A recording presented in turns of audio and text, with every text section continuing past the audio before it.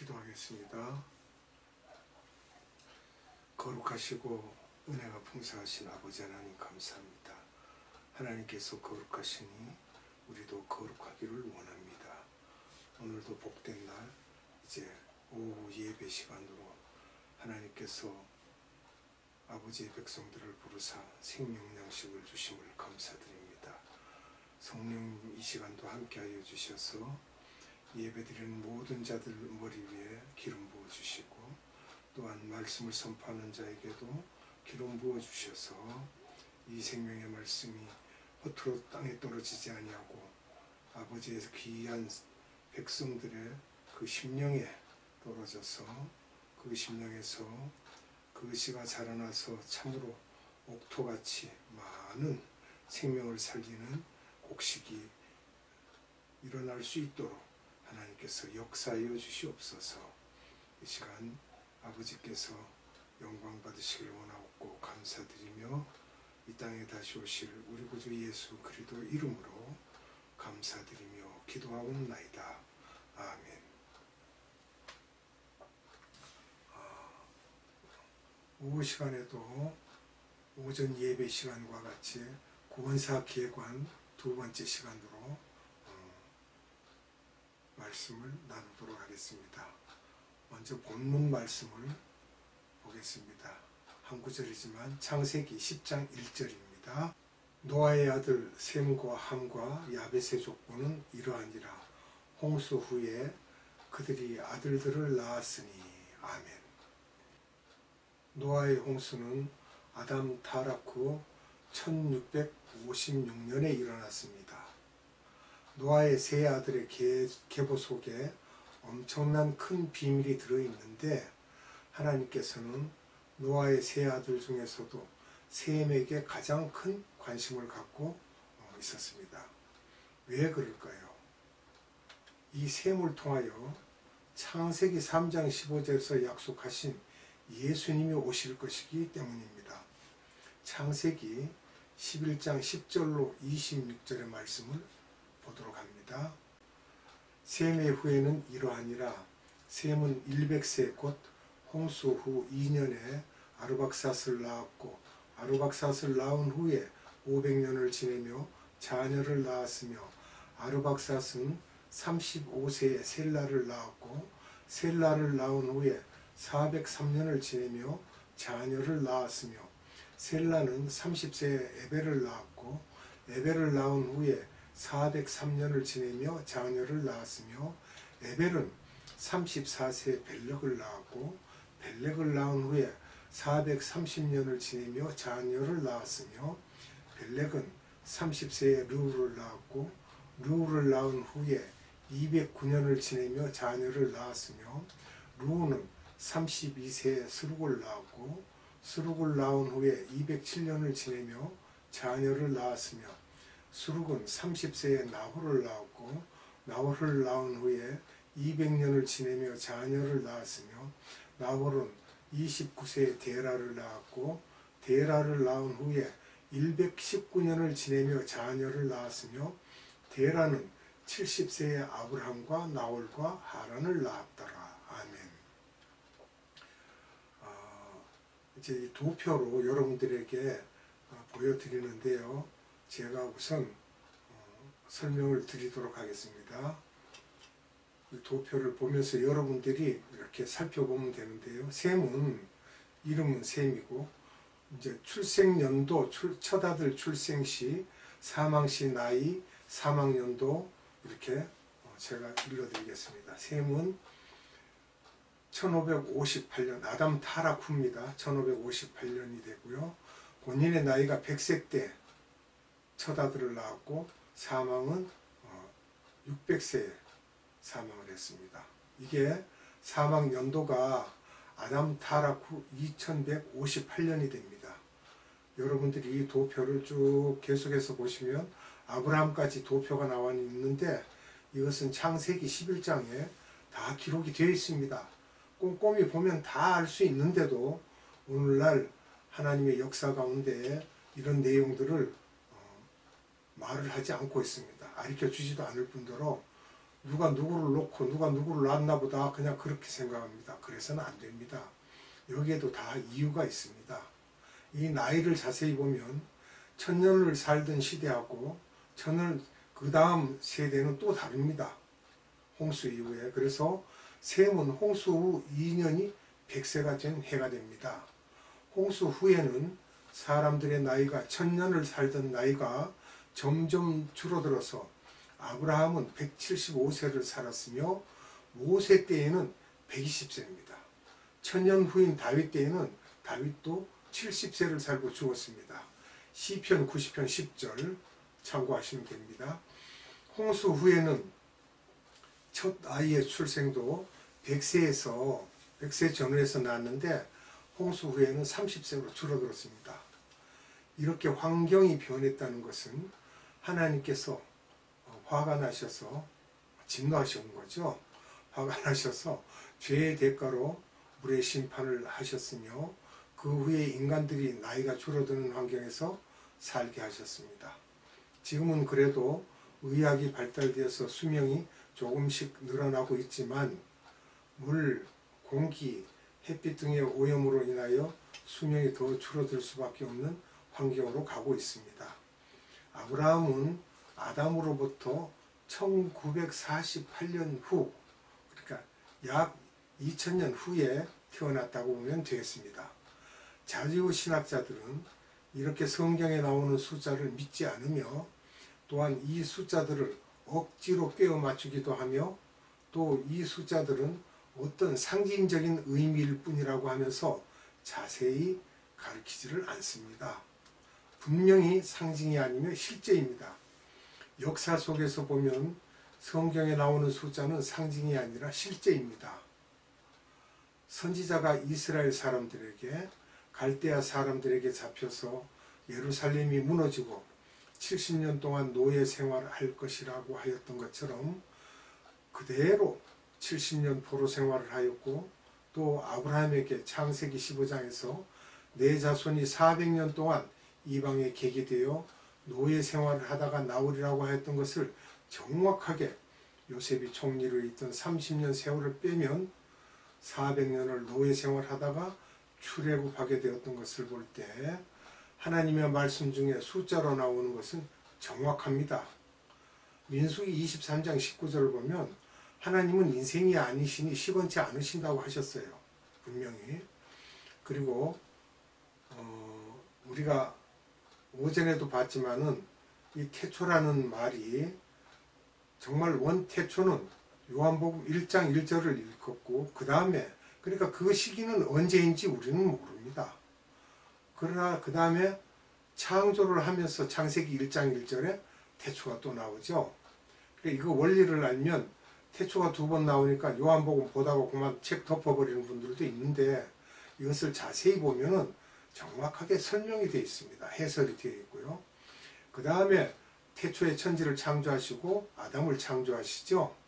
아담을 창조하고 아담을 창조해서 얼마나 살았는지는 모릅니다. 그 영원적인 시간에서.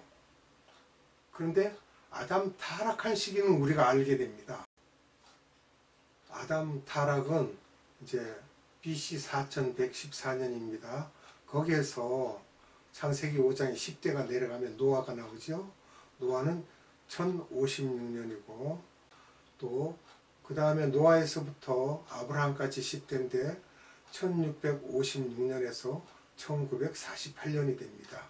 아브라함에서 다윗까지 또 1000년, 다윗에서 예수님까지 1000년, 이렇게 토탈 4000년이 되죠. 그러니까 아담 타락 4114년에서 4000년이 흐른 후에 예수님이 오셨다. 개관 대략입니다. 대략이고 자세한 연도수는 도표에 자세히 되어 있으니까 여러분들이 도표를 참조하시기 바랍니다. 그리고 로마 카톨릭 첫 교황이 그레고리 1세입니다. 이건 AD 590년이고요. 또 500년 후 동서교회 분리가 됩니다. AD 1054년입니다. 그리고 또 500년이 지나서 종교개혁, 그리고 500년이 지나서 현재, 그리고 이제 휴거가 있습니다. 휴거가 있는 후에 7년 환란이 있고요. 7년 환란 중에 휴거가 이제 공중 재림하심으로 공중 혼인 잔치가 있게 되고 그 다음에 지상 재림이 있습니다. 지상 재림이 있고 난 다음에 천년 왕국이 이루어집니다. 천년 왕국 이루어진 이후에 이제 백보자 심판이 있게 됩니다. 여러분들 도표를 참조하시기 바랍니다. 그러면 아담 타락 후 아브라함의 출생 연도는 1948년인데 예루살렘이 멸망 후에 독립한 때는 AD 1948년이었습니다. 아브라함은 이스라엘 민족의 조상인데 오늘날 이스라엘의 역사를 전공하는 역사가들에 의하면 아브라함은 BC 2166년에 태어났다고 합니다. 여기서 BC는 예수님을 기준으로 한 것입니다. 아담은 지금부터 약 6천년 전에 타락한 것입니다. 이것을 6천년 학설이라고 하기도 합니다. 우리 민족이나 중국 어느 나라의 역사를 보면 노아 홍수 이전의 역사가 없습니다. 그 이유는 모든 인류 문화가 노아 홍수 사건 이후에 시작되었기 때문입니다.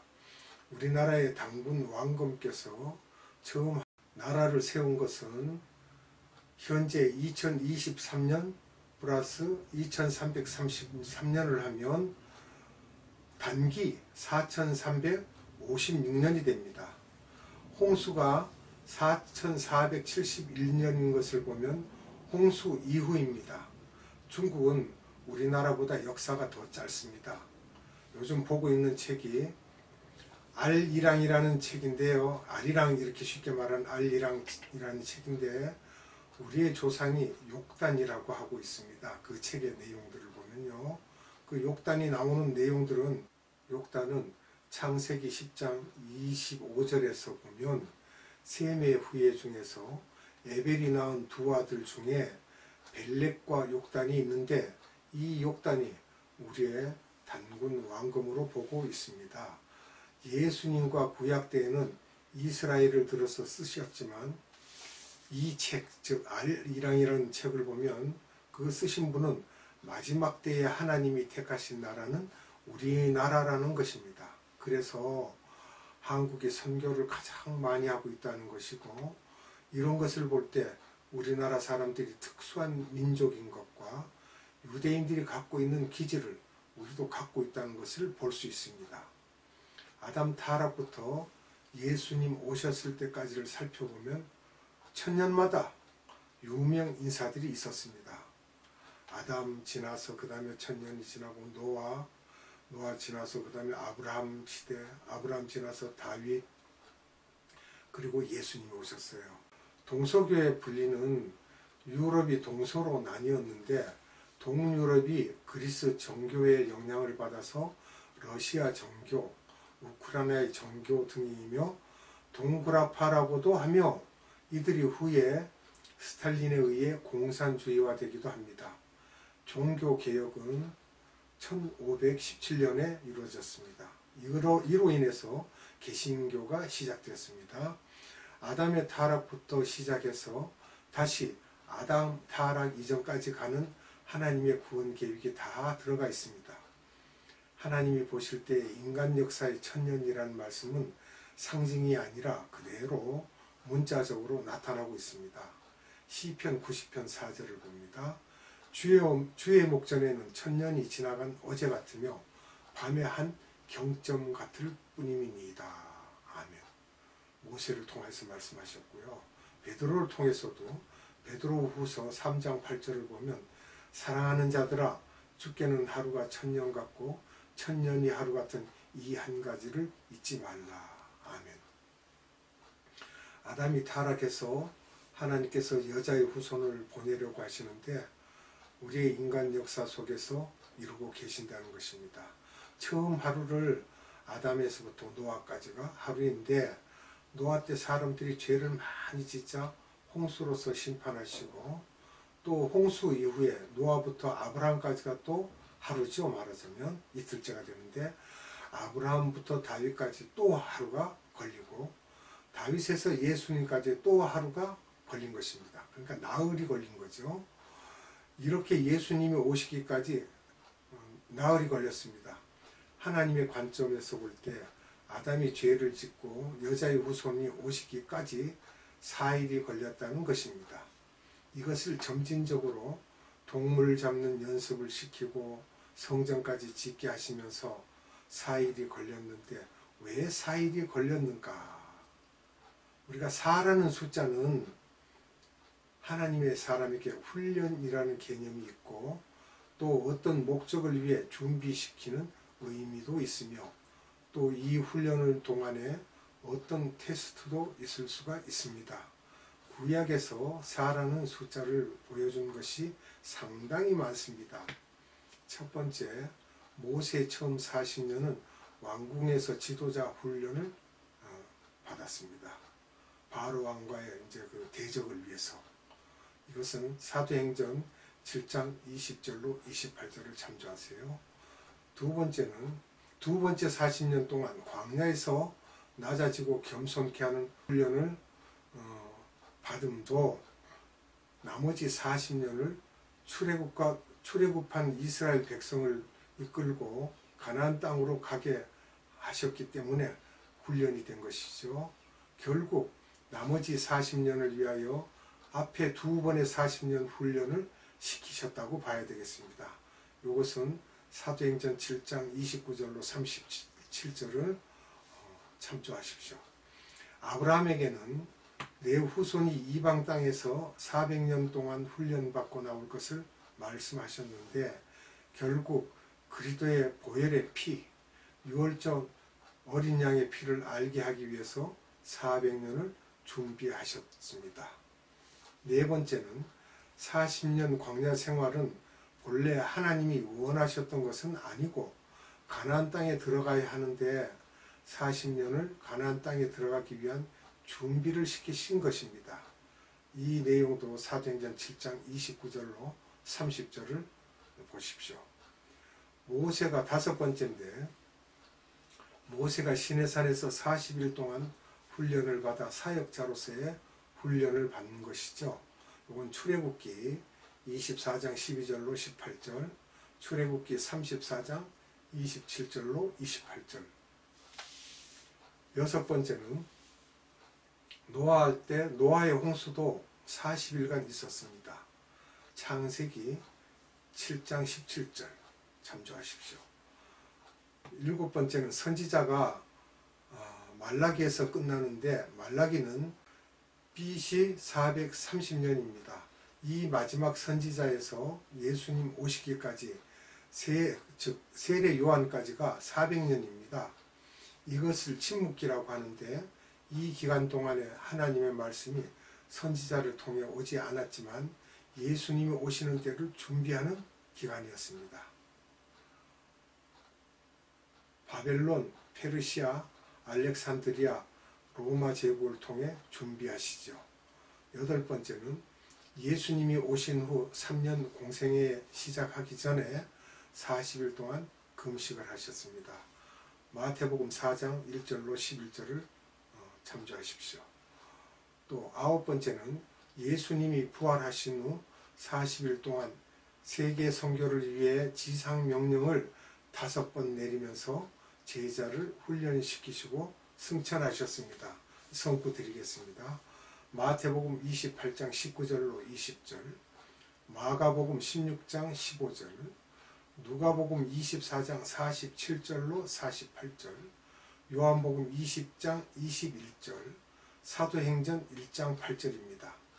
열 번째는 사도 바울도 40살에 사역을 시작하여 23년을 하나님을 위해 일하시다가 하늘에 갔습니다. 아담의 죄를 구속하기 위해서 하나님의 관점에서 4일 동안 준비하셨습니다. 예수님이 지상 명령을 하신 후에 로마 카톨릭까지가 반나절이고요. 동서교회 분리까지가 하루가 걸렸습니다. 이제는 지상 명령을 준비하기 위해서 하루 동안 하신 일이 유럽 쪽이 다 복음화되었습니다.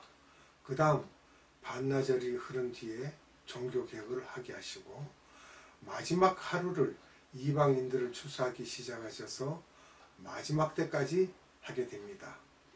그럼 2000년이냐 할 수 있겠지만 아브라함도 2166년을 2000년으로 한 것처럼 숫자의 오차는 있을 수 있으나 전적으로 큰 패턴을 보여준 것입니다. 단락을 나눠서요. 그리고 이틀이 지난 후에 추수가 거의 다 되고 아직도 남은 것은 천년 왕국 때에도 추수가 계속 될 것입니다. 결국 전체 7일입니다. 말하자면 하나님의 날수로 한다면 이 7은 하나님의 숫자입니다. 신기한 것은 처음 아담이 타락하여 노아의 홍수까지는 1000년을 사는 환경이었다가 홍수가 끝난 후에는 70에서 80세로 수명이 줄어들었는데 이렇게 나이를 줄어들게 하기 위해서는 노아 홍수인 물심판을 하셨는데 앞으로 7년 환란 때 불의 심판이 있을 텐데 그 후에는 노아 홍수 전의 환경으로 다시 바꾸어서 1000년씩 사는 환경으로 바꾸어 주실 것이라는 것입니다. 그러나 그것이 천국은 아니고 마지막 심판 후에 아담이 죄를 짓기 전인 에덴 동산의 환경으로 바꾸어서 새하늘과 새 땅으로 만드셔서 아담의 타락하기 이전으로 회복시키는 것이 하나님의 구원사라고 보면 되겠습니다. 기도하겠습니다. 아버지 하나님 감사합니다. 오전 예배 시간과 오후 예배 시간에 구원사 개관에 대하여 생명의 말씀 주심을 선포하였습니다. 이 말씀을 들은 많은 아버지의 백성들이 귀가 열려서 저들이 하나님의 역사는 이렇게 이루어졌구나. 많은 학설들 중에 하나님께서 정확히 우리에게 알려준 학설은 이렇구나라고 알 수 있도록 역사하여 주심을 감사드립니다. 오늘도 우리에게 생명의 말씀을 주신 하나님께 감사와 찬양과 영광을 올려드리옵고 이 땅에 다시 오실 우리 구주 예수 그리스도 이름으로 감사드리며 기도하옵나이다. 아멘. 주님 가르쳐준 기도로 예배를 마치도록 하겠습니다. 하늘에 계신 우리 아버지, 아버지의 이름을 거룩하게 하시며 아버지의 나라가 오게 하시며 아버지의 뜻이 하늘에서와 같이 땅에서도 이루어지게 하소서. 오늘 우리에게 일용할 양식을 주시고 우리가 우리에게 잘못한 사람을 용서하여 준 것 같이 우리 죄를 용서하여 주시고 우리를 시험에 빠지지 않게 하시고 악에서 구하소서. 나라와 권능과 영광이 영원히 아버지의 것입니다.